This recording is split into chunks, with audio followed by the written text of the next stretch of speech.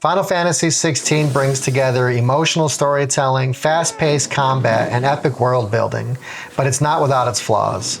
Let's take a look at where it works and where it will potentially fall short for some.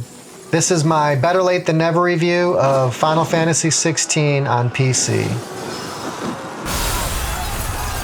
Just to get it out of the way, I experienced 3 crashes in the beginning of the game and some heavy stuttering when using the map to fast travel. I'm guessing this was just a loading issue, and once I was out of the map and into the next area, the stuttering would go away. But those are the only real technical issues I had, and it mostly ran smoothly. Final Fantasy XVI centers around Clive Rosfield, firstborn of the royal family of Rosaria. Rosaria being a duchy in the world of Valisthea. This world is divided into warring nations, each empowered by a Mothercrystal. Colossal structures that provide ether, a magical essence that powers everything in Valisthea. But their dwindling resources and the spread of the Blight have driven these nations into war. Clive's younger brother Joshua is the dominant of Phoenix, an icon of fire. Icons are colossal elemental spirits that dominants can harness power from and even transform into. While Clive was passed over for the role of dominant, he serves as Joshua's protector, known as the First Shield of Rosaria. Tragedy strikes when the Dark Icon Ifrit attacks, and Clive witnesses the beast kill his brother. The traumatic event sends Clive on a path of revenge. It leads him not only to question his role in the world, but also the identity of the one who controls Ifrit. Ifrit's appearance is completely shrouded in mystery. Clive's journey is further complicated by his relationship with Jill, a childhood friend. Jill, who was taken in as a ward by Clive's family, plays a significant role in his character development. Jill stands by Clive's side through most of the journey, sharing both the pain of loss and a drive for vengeance. As Clive embarks on his journey, he becomes entangled with other dominants, most notably Cidalphus Telamon, simply known as Cid, the dominant of Ramuh, a lightning spirit. Cid serves as a mentor to Clive, helping him uncover the truth behind the world's oppressive systems and the mystery of the Blight. Cid's character is deeply tied to the emotional heart of the game. His own motivations often mirror Clive's search for justice and freedom. But what goes up must come down. Next on the list is the one and only Gav, a loyal and fearless companion who aids in the battle against the tyrannical forces of Valisthea. Well, I can track him. Why would you? Cid told us about your family. While not a dominant himself, Gav is an essential ally and loyal friend, offering support and aid as Clive embarks on his perilous mission. One of the game's most complex and tragic characters is Benedikta, the dominant of Garuda, the elemental of wind. Her cold and ruthless personality masks deep inner turmoil, and her relationship with Cid gives her character more emotional depth than most villains in the game. If you would stand between our leash and his dream, then you leave me no choice. Goodbye, Cidalphus.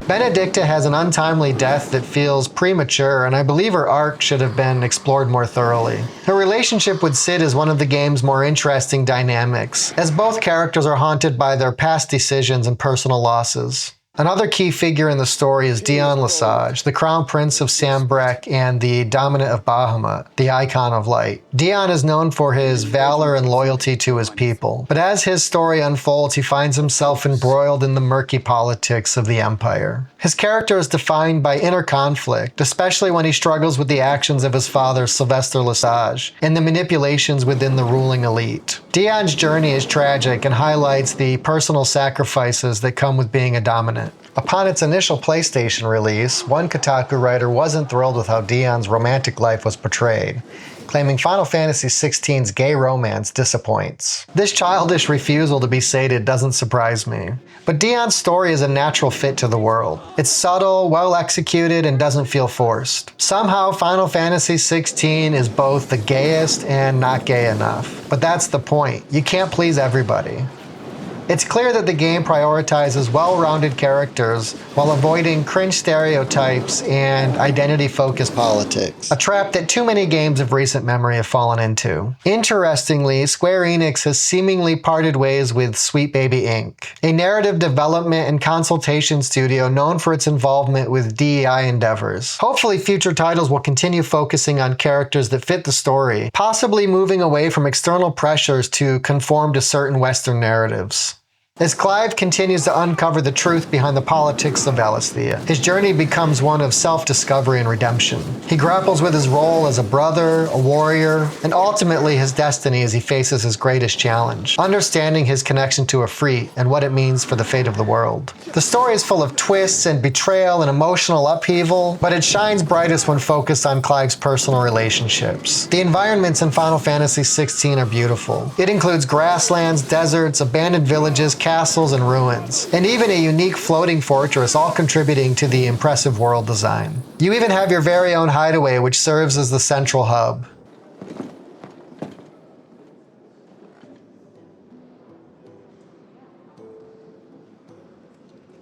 This is where all of the story missions and monster hunts are dished out. Everything is littered with ruinous architecture from a previous civilization. It's all very exciting and fun to look at. That said, I do like Final Fantasy XV's open world better. 16 is still gorgeous, but there's nothing I would call open. Each region you visit has a handful of narrow paths to explore, with bigger clearings opening up here and there and small towns to visit. However, there isn't much to do in these towns except visit a shop or blacksmith and maybe pick up a quest or two. Enemies have overrun some of these towns, and there are battles to be had. Final Fantasy XVI follows a linear structure that relies heavily on cutscenes to deliver its story. The cutscenes are well crafted and visually striking, but they're often far too long. While the storytelling is engaging and the cutscenes help flesh out character relationships and narrative details, it's not always the most efficient or exciting way to deliver important story beats. There are moments where the game could have communicated its lore and world building much more effectively through gameplay or even smaller, more interactive sequences. Despite these pacing issues, the character development for Clive, Cid, Jill,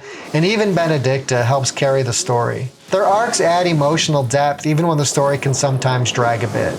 You'll find yourself caring about their personal journeys, which makes pushing through the slower sections of the game worthwhile. The RPG elements in Final Fantasy XVI are stripped back compared to previous titles. As you defeat icons, Clive absorbs their powers and is given access to new ability trees, if you can even really call them that. There are a handful of trees to collect, but each one only contains 5 abilities. There's one basic move which can be used repeatedly, like Phoenix Shift, a teleport move in the Phoenix tree, or Deadly Embrace, an enemy pole in the Garuda tree. You get 2 mid-tier abilities that are unlocked automatically but can be leveled further. You get one weaker ability that includes a dodge or knockback effect. And finally, one powerful ability that does significantly more damage to either groups or a single target but has a much longer cooldown.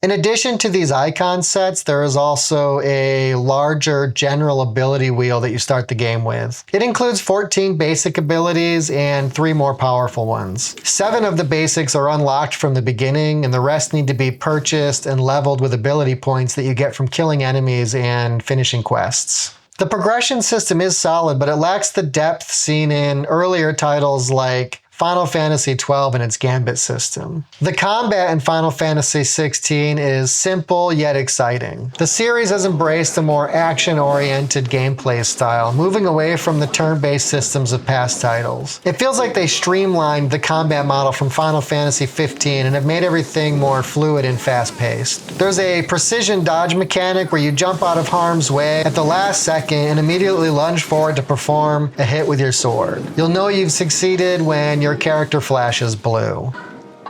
Too slow.